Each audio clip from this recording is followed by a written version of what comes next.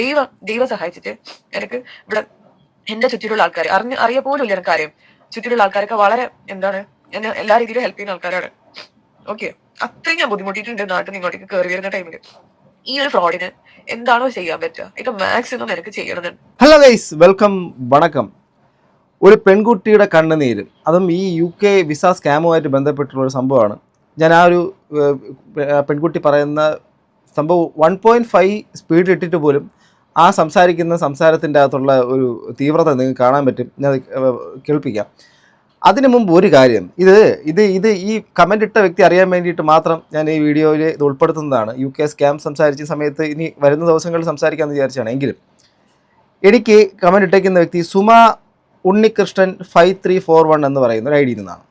ഇതിന് മറ്റൊരു എൻ്റെ വീഡിയോ, അത് സംഭവം നീരജ അമ്മൂസ് UK വിസ തട്ടിപ്പുമായിട്ട് ബന്ധപ്പെട്ടുള്ള കാര്യത്തിൻ്റെ അത് സംസാരിച്ചതിൻ്റെ അകത്ത് കഴിഞ്ഞ ഒരു ദിവസത്തിന് മുമ്പിട്ട വീഡിയോയുടെ താഴെ വന്ന മെനഞ്ഞാന്നിട്ട വീഡിയോയുടെ താഴെ വന്ന കമൻ്റാണിത്. എടാ, നീ എന്നെ അറിഞ്ഞിട്ടാണ് ഈ കടന്ന് കുരയ്ക്കണത് എന്ന് നിനക്കറിയാമോ? കാര്യമില്ലാത്ത കാര്യത്തിന് നിനക്കൊക്കെ കിട്ടാൻ വേണ്ടി എന്ത് തെമ്മാടിത്തനവും എടുത്ത് പൊക്കിയിട്ട് അലക്കാതെ മോനെ, നിൻ്റെയൊക്കെ പണി പോയി നോക്കടാ. നീയൊക്കെ എന്താ വിചാരിച്ചത്? നാട്ടുകാരുടെ പണം കൊണ്ട് ഞങ്ങൾ ആരും ഇന്നേ വരെ ജീവിച്ചിട്ടില്ല കേട്ടോ. 1 രൂപയും കൊടുത്ത് സഹായിച്ചിട്ടേ ഉള്ളൂ, വാങ്ങിച്ചിട്ടില്ല ആരെയൊന്നും എന്ന് പറയുന്നു. അതായത് ഞങ്ങൾ ആരെയൊന്നും വാങ്ങിച്ചിട്ടില്ല, കൊടുത്തിട്ടേ ഉള്ളൂ എന്ന്. അപ്പം അങ്ങനെ പറയണമെങ്കിൽ ആ നീരജ അമ്മൂസിൻ്റെ ഫാമിലിക്കകത്തുള്ള ആൾക്കാരോ ഈ പുള്ളിക്കാരത്തിയാണോ എനിക്കറിയില്ല. എനിവേ, ഈ കമൻ്റ് ഇട്ട ആ വ്യക്തിയോട് ഞാൻ പറയാം, മറ്റൊരു കമൻറ്റ് ബോക്സിൻ്റെ അകത്താണെങ്കിൽ എന്തോ വലിയൊരു പണി തരും മറ്റത് മറിച്ചെന്നാണെന്നൊക്കെ പറഞ്ഞു. ഞാൻ വളരെ കാം ആൻഡ് ക്വയറ്റായിട്ട് ഞാൻ എൻ്റെ വീഡിയോക്കകത്തെല്ലാം വ്യക്തവും വിശദമായിട്ട് പറഞ്ഞിട്ടുണ്ടായിരുന്നു എന്താണ് നീരജ അമ്മൂസ് പറഞ്ഞത്, ആ കാര്യങ്ങൾ നമ്മൾ സംസാരിച്ചതെന്ന്. ഇനി നിങ്ങൾക്ക് മറ്റെന്തെങ്കിലുമൊക്കെ ഏർപ്പാടുകൾ ചെയ്യാൻ വേണ്ടിയിട്ട് ചെയ്യണമെന്നൊക്കെ ഉണ്ടെങ്കിൽ അങ്ങ് ചെയ്യുക. ഓക്കെ, അത്രയും എനിക്ക് ഇതിനകത്ത് പറയാനുള്ളൂ. ഇതാരാണെന്ന് എനിക്ക് അറിയത്തില്ല. ഇനിയിപ്പോൾ വല്ല ഫേക്ക് അക്കൗണ്ടിൽ നിന്ന് വേറെ ആരെങ്കിലും ഇട്ടതാണെന്ന് പോലും അറിയത്തില്ല. എന്താണെങ്കിലും ഈ കമൻ്റ് ഇട്ട വ്യക്തിയാണ് ഈ കാര്യം ഞാൻ പറയാനുള്ളത്. നീരജ അമ്മൂസ് പബ്ലിക് ഡൊമൈൻ്റെ അകത്ത് വന്ന് കാര്യങ്ങൾ പറഞ്ഞതും നീരജ അമ്മൂസ് ചെയ്ത കാര്യങ്ങൾ മറ്റുള്ളവർ പറഞ്ഞതും ഇതുമായിട്ട് ബന്ധപ്പെട്ടിട്ട് നിന്ന് ആൾക്കാർ നേരിട്ട് എന്നെ കോൺടാക്ട് ചെയ്ത് തന്നിട്ടുള്ള കാര്യത്തിൻ്റെ ഒരു 10% പോലും ഞാൻ ഇന്നവരെ പുറത്ത് വിട്ടിട്ടുമില്ല. മനസ്സിലാവുന്നുണ്ടോ? ഇതിനിടയ്ക്ക് വേറെ കുറച്ച് ആൾക്കാർ വന്ന് വിളിച്ചിട്ട് എന്നോട് സംസാരിക്കുകയും ചെയ്തു, ഒന്ന് ഇവിടെ ഇത് സംഭവം കഷ്ടപ്പെട്ടൊക്കെ പോയൊരു. ഞാൻ അപ്പോഴും അവരോട് ഞാൻ പറഞ്ഞാണ്, നമ്മൾ എന്തിനാണ് ഇതിനെക്കുറിച്ച് സംസാരിക്കുന്നത്? പക്ഷേ നിങ്ങൾ അറിയാൻ വേണ്ടിയിട്ട് പറയുന്നത്, ആരാണെങ്കിൽ അറിയാൻ വേണ്ടിയിട്ട് പറയുന്നത്, ഈ കാര്യങ്ങളിനകത്ത് വളരെ മാന്യമായിട്ട് തന്നെയാണ് സംസാരിച്ചിട്ടുള്ള വീഡിയോസ് എല്ലാം അവിടെ കിടപ്പുണ്ട്. ഓക്കെ, ഇപ്പോൾ ഈ പറയുന്ന സുമ ഉണ്ണികൃഷ്ണനെ എന്ന് പറയുന്ന ആരെങ്കിലും നിങ്ങൾക്കറിയോ? ഈ നീരജ അമ്മൂസുമായിട്ട് കണക്ട് ചെയ്തിട്ട് അറിയുന്നെങ്കിൽ നിങ്ങളൊന്ന് കമൻറ്റ് ചെയ്യും. എനിക്കറിയത്തില്ല, ചിലപ്പോൾ ഞാൻ അവരെ ഫേക്ക് ചെയ്ത് വേറെ ആരും കിട്ട കമൻ്റ് ആണോ എന്ന് അറിയത്തില്ല. ഇനി ഇത് ജസ്റ്റ് പറഞ്ഞെന്നുള്ളൂ കേട്ടോ. നിങ്ങളെ കൊണ്ട് ചെയ്യാൻ പറ്റുന്നത് എന്താണെങ്കിലും നിങ്ങൾ ചെയ്യുക, ഞാനിവിടെ തന്നെ ഉണ്ടാവും. ഓക്കെ, അത് വാശിയായിട്ടൊന്നും അല്ല കേട്ടോ. ഇങ്ങനെ ഇങ്ങോട്ട് പറഞ്ഞ് പിന്നെ എന്തോ മറുപടി പറയാനാണ്. ഇനി അടുത്തത്, ഈ ഒരു വിഷയത്തിൽ നിങ്ങൾ ഒരു പെൺകുട്ടി പറയുന്നൊരു കാര്യം, ആ ഒരു കാര്യത്തിൻ്റെ അകത്ത് നിങ്ങളാൽ കഴിയുന്ന തരത്തിൽ ആ കുട്ടിക്ക് ഒരു സപ്പോർട്ട് ആവശ്യമാണ്. അതിന് കഴിയുന്നവർ തീർച്ചയായിട്ടും ഈ വീഡിയോ കാണുകയും വേണം. കണ്ടിട്ട് നിങ്ങളുടെ ഈ സുഹൃത്തുക്കളിലേക്ക് എത്തിക്കുകയും വേണം. അതിനൊരു സഹായം മീൻസ് എന്താണ്? സാമ്പത്തികമായിട്ടുള്ള ഒന്നുമല്ല, അതിനെന്താണ് ചെയ്യേണ്ടതെന്നുള്ളൊരു വഴി പറഞ്ഞു കൊടുക്കണം. ഞാൻ കേൾപ്പിച്ചു തരാം. എനിക്ക് എൻ്റെ ലൈഫിൽ ഏറ്റവും വേസ്റ്റ് ആയിട്ടുള്ളൊരു ഇൻസിഡൻറ്റ് നടന്നത് നിങ്ങളടുത്ത് പറയാനും വേറൊരാൾക്കും ഇങ്ങനൊരു സിറ്റുവേഷൻ ഉണ്ടാവാതിരിക്കാൻ വേണ്ടിയിട്ടാണ് ഞാൻ ഇങ്ങനൊരു വീഡിയോ ചെയ്യുന്നത്. ഞാൻ കോഴിക്കോട് വടകര ഓർക്കാട്ടേരി എന്ന് പറയുന്ന സാധാ ഒരു നാട്ടിൻപുറത്തുനിന്ന് വന്നൊരു കുട്ടിയാണ്. സ്റ്റിൽ ഞാനിപ്പോൾ UK നിൽക്കുന്നത്. YPS എന്നൊരു വിസേൻ്റെ സ്കീം, അതായത് ഒരു ബാലറ്റ് ത്രൂ ഞാൻ ആ വിസ വേൺ ചെയ്തിട്ടാണ് ഇപ്പോൾ ഇങ്ങോട്ടേക്ക് വന്നത്. ലൈഫിൽ ഇതുവരെ ഞാൻ എൻ്റെ ഫ്ലൈറ്റിൽ പോലും കയറിയിട്ടുണ്ടായിരുന്നില്ല, ഒരു ഫ്ലൈറ്റിൽ പോലും. ആദ്യമായിട്ട് ടിക്കറ്റ് എടുക്കണം, പാസ്പോർട്ട് സെറ്റ് ആക്കണം, ഫുൾ അതിൻ്റെ ഒരു എക്സൈറ്റ്മെൻറ്റും കാര്യങ്ങളും എനിക്ക് ഉണ്ടായിരുന്നു.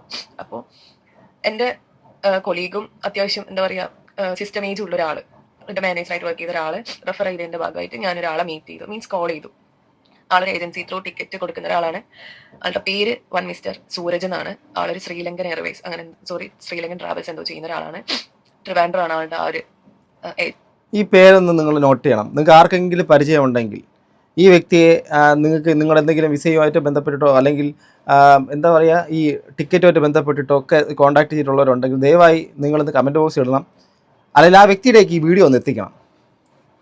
വരുന്നത് എറണാകുളത്തും കോഴിക്കോടൊക്കെ ആയിട്ട് ആൾക്ക് എന്തുണ്ട് ഏജൻസികൾ ഉണ്ട് എന്നാണ് പറഞ്ഞത്. സാറ് അഫോർഡബിൾ ആയിട്ടുള്ള പ്രൈസിൽ സാർ ഒരു ദിവസം ആളുടെ ടിക്കറ്റ് പർച്ചേസ് ചെയ്തുകൊണ്ടാണ് എനിക്ക് ആൾ ഇൻട്രൊഡ്യൂസ് ചെയ്ത് തന്നിട്ടുണ്ടായിരുന്നത്.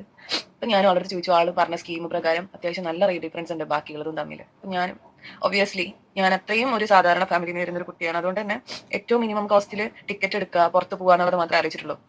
അതായത് ഒരു 10-28 വർഷത്തിൽ കൂടുതൽ എൻ്റെ അച്ഛൻ ടിക്കറ്റ് എടുത്ത് നാട്ടിൽ നിന്ന് പോയിട്ടുണ്ട്. അപ്പൊ അച്ഛൻ എൻ്റെ അടുത്ത് പറഞ്ഞിട്ട് നമുക്ക് ഇവിടെ നിന്ന് എടുക്കാം. അപ്പൊ ഞാനിങ്ങനെ പറഞ്ഞു, ഇയാൾ ഇത്ര ചെറിയ എമൗണ്ടിൽ ഇത്ര ലഗേജും ഓക്കെ ആക്കി തരുമെന്ന് പറഞ്ഞിട്ടുണ്ട്. അപ്പം നമുക്കത് നോക്കിക്കൂടെ എന്ന് ചോദിച്ചു. ഇപ്പൊ എന്റെ അടുത്ത് പറഞ്ഞു ഓക്കെ അങ്ങനെയാണെങ്കിൽ അങ്ങനെ. ഞാൻ ഇതുവരെ അയാൾ കണ്ടിട്ട് പോലും ഇല്ല കേട്ടോ. പൊട്ടത്തരാന്ന് വേണമെങ്കിൽ എന്നെ ബ്ലെയിം ചെയ്യുന്ന ആൾക്കാർക്ക് പറയാം. ബട്ട് ഇവിടെ സീരിയസ്ലി എല്ലാവരും ഇനിയിപ്പോൾ പറയാനുള്ള സാധ്യത ഉള്ളൊരു ചോദ്യമാണ്, എന്ത് മണ്ടത്തരാ കുട്ടി കാണിച്ചേക്കുന്നുള്ള കാര്യം. പിന്നെ ഈ പറയുന്ന എമൗണ്ട് കേൾക്കുമ്പോൾ ഇപ്പോൾ ചിലർക്കെങ്കിലും, എല്ലാവർക്കും അല്ല കേട്ടോ, പൈസയുടെ വാല്യൂ അറിയുന്ന ഒരാളും അങ്ങനെ പറയത്തില്ല. പക്ഷേ ചിലർക്കെങ്കിലും ഈ ഇത്രയും ചെറിയ നിസാര പൈസയുടെ കാര്യമൊക്കെ ആണോ ഇതാണോ വലിയ മാറ്റർ എന്നൊക്കെ ചോദിക്കും. ആ കുട്ടി എടുത്ത് പറയുന്നുണ്ട് വളരെ സാധാരണക്കാരായിട്ടുള്ള ഒരു ഫാമിലിയിൽ നിന്ന് വരുന്നതാണ്. അതോടൊപ്പം തന്നെ ആദ്യമായിട്ടാണ് ഒന്ന് ഫ്ലൈറ്റിൽ കയറുന്നത്. ചിലർക്കൊക്കെ ഇതൊരു ഭയങ്കര പൂർ ഗേൾ ആദ്യമായിട്ട് അങ്ങനെ പറയുന്നവർക്ക് എനിക്കൊന്നും പറയാനൊന്നുമില്ല. കാരണം ഇവിടെ ആരും മറ്റേ വായിൽ സ്വർണ്ണക്കരണ്ടി കൊണ്ട് ജീവിക്കുന്നവരൊന്നും അല്ല. ഓക്കെ, എല്ലാവർക്കും അതിനുള്ള സാഹചര്യം ഉണ്ടാവണമെന്നില്ല.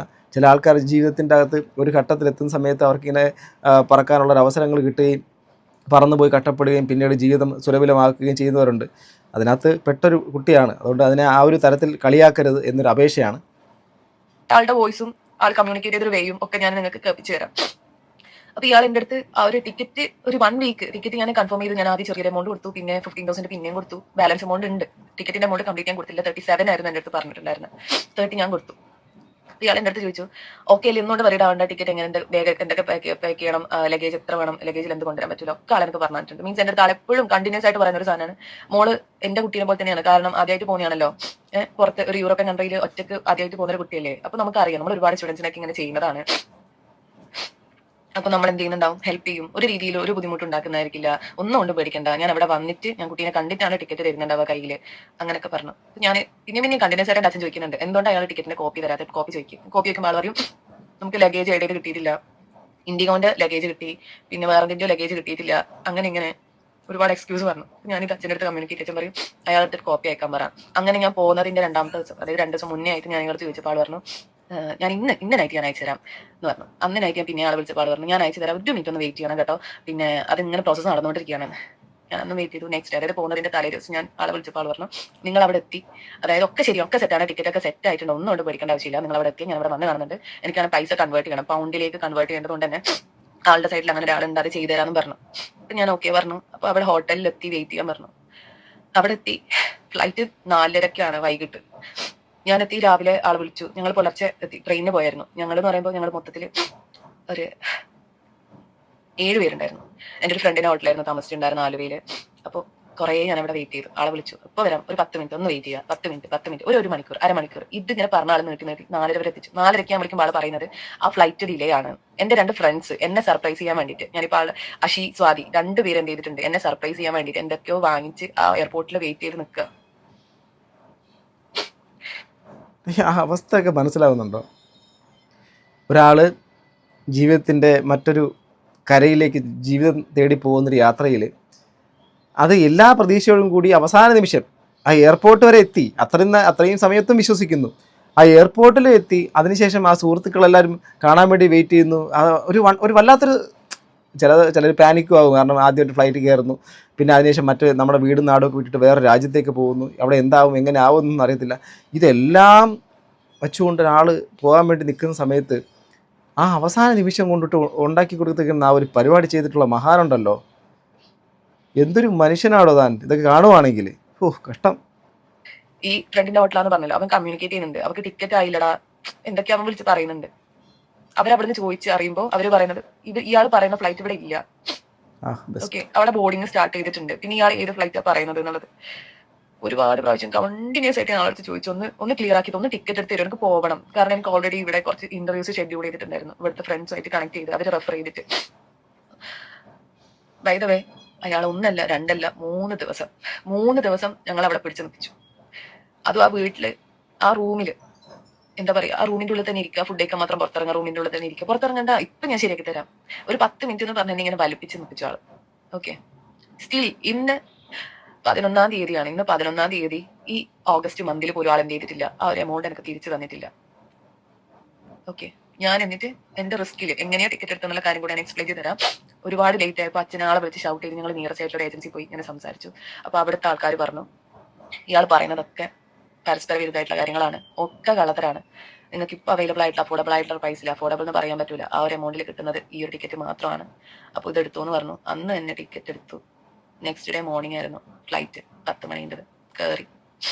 അങ്ങനെ വന്നെയാണ്. 37,000 ടിക്കറ്റ് എടുത്തരാന്ന് പറഞ്ഞ ആള് 78,000 ടിക്കറ്റ് അത്ര എക്സ്പെൻസ് എനിക്ക് വന്നു. ഇപ്പോൾ രണ്ടാമത് ആ കുട്ടിയെടുത്ത ടിക്കറ്റിൻ്റെ ഒരു കണക്ക് ചോദിക്കുന്ന സമയത്ത് സ്വാഭാവികമായിട്ട് നിങ്ങൾ ചിലപ്പോൾ ചിന്തിക്കും ഇത്രയുമൊക്കെ ആവും. അപ്പോൾ പിന്നെ എന്തിനാണ് ഇങ്ങനെ ആൾക്കാർ സംഭവം എന്ന് വെച്ചാൽ ഞാനുള്ള കാര്യം പറയാം.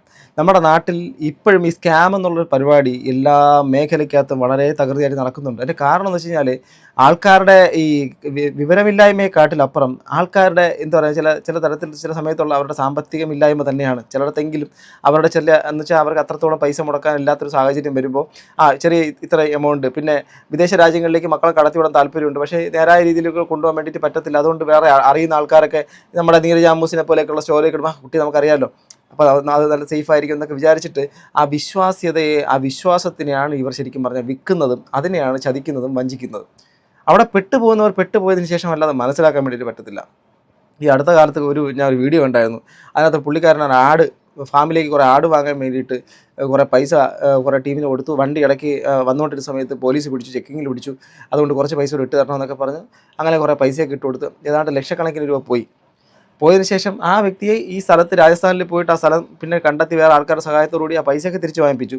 എന്നാലും ഈ പൈസ പോയ കാര്യം സ്വന്തം വീട്ടിലോ നാട്ടുകാരുടെ അടുത്തോ സുഹൃത്തുക്കളടുത്തോ പുള്ളി ഷെയർ ചെയ്തിട്ടില്ല. പുള്ളി പറയുന്നൊരു കാര്യമുണ്ട്, നമ്മളിത് ഷെയർ ചെയ്താൽ അവരെന്താ പറയുക, ആ സമയത്ത് പറയും നിനക്ക് വിവരമില്ലേ, നാണമില്ലേ, ബോധമില്ലേ, മണ്ടനല്ലേ എന്നൊക്കെ ചോദിക്കും. ആ ചോദ്യങ്ങൾ ഒഴിവാക്കാൻ വേണ്ടിയിട്ട് പറഞ്ഞില്ല.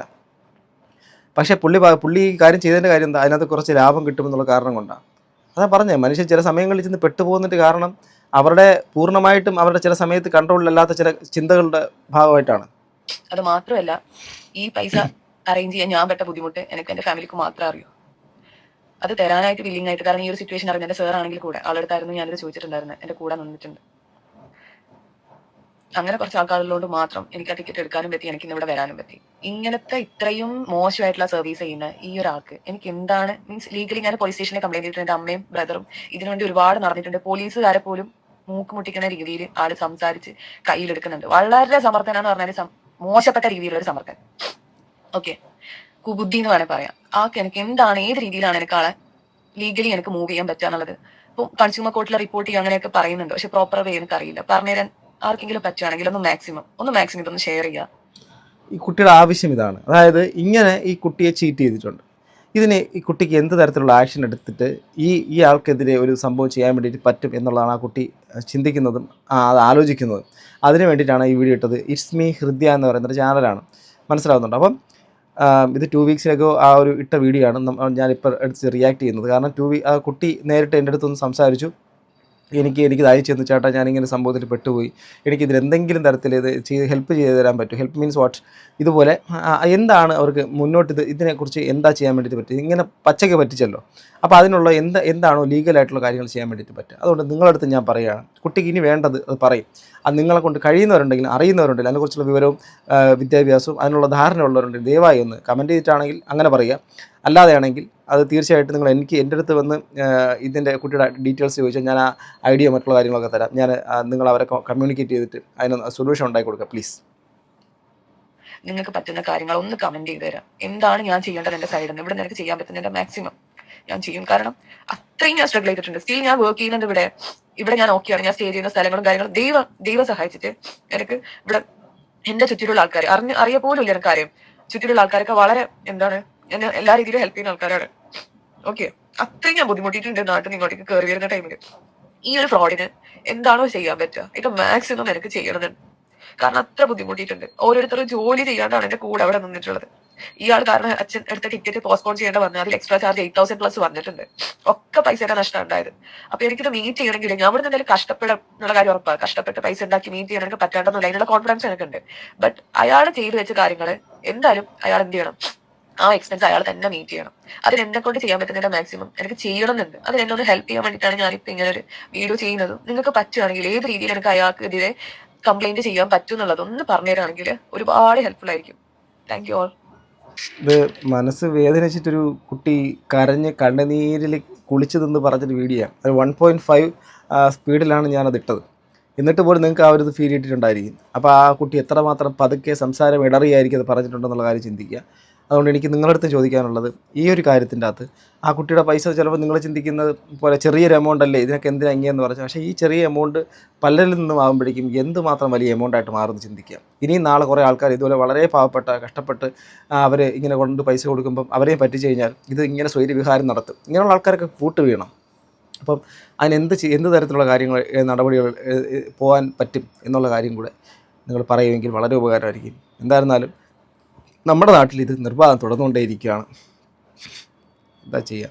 നിങ്ങളുടെ അഭിപ്രായം കമന്റ് ബോക്സിൽ രേഖപ്പെടുത്തുക. അടുത്തൊരു വീഡിയോ വീണ്ടും കാണുന്നത് ഗൈസ്. ബൈ.